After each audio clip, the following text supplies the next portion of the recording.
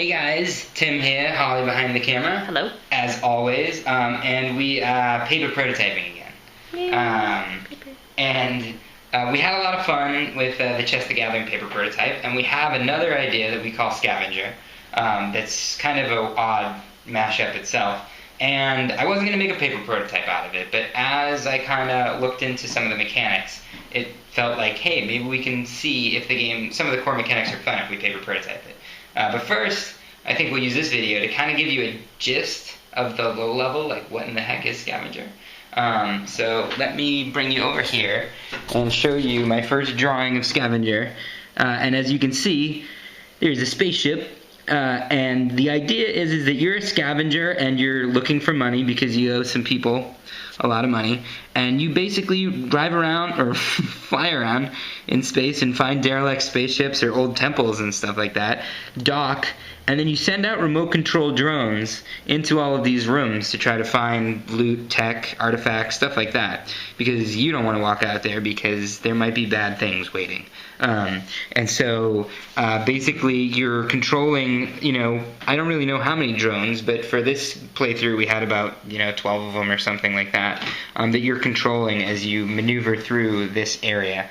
You can also see this A, B, C, D thing here where it's wired up. That's another layer that we won't probably get to this time. And so, as you can kind of see, this is a rough approximation of a bunch of the rooms. And it kind of looks like a dungeon crawler. There's your spaceship. And extra points if you can tell me what dungeon crawler these doors are from, or even that femur. But that kind of has that vibe, and that is true because you are exploring room to room, and so that's where the dungeon crawler vibe comes in. But then it kind of departs quite a bit from there, because the idea is that you have these remote control drones, and you can't control them all at once, so you have to switch between them. So it's not a good idea to open up the door and then try and attack with your drones, because it doesn't make much sense. So what we did is some of the drones can be upgraded so that they become like portable turrets. And what you do is you'll set up the turret, and in the game you'll probably hit a button and it'll, and go into turret mode.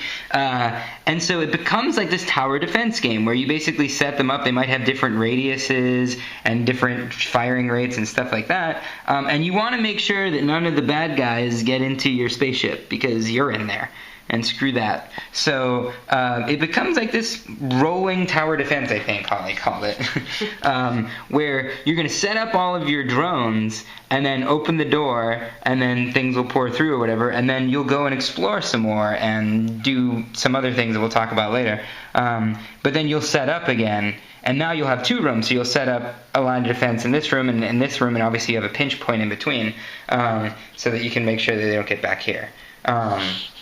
And because you're kind of moving through, one thing that I did was I made it so that the drones are dumb, and they're just, if they sense if a bad guy comes along this side and he has the range, he'll just shoot right through this guy. So they'll hurt each other. And what that prevents is that you just bringing all 12 drones and filling up this room. You got to kind of strategically place them so that they don't fire on each other. Friendly fire is on, which I always like. So that's kind of.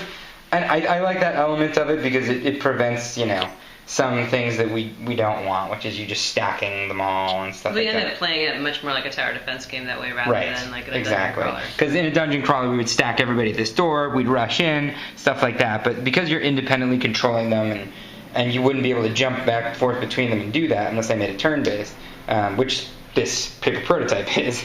But yeah, so that's what makes it kind of the tower defense game.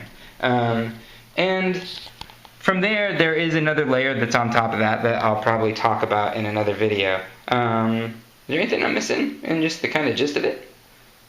I think that's a good high-level explanation of it. Alright, well, so we'll talk a little bit more about the rest of it in another video.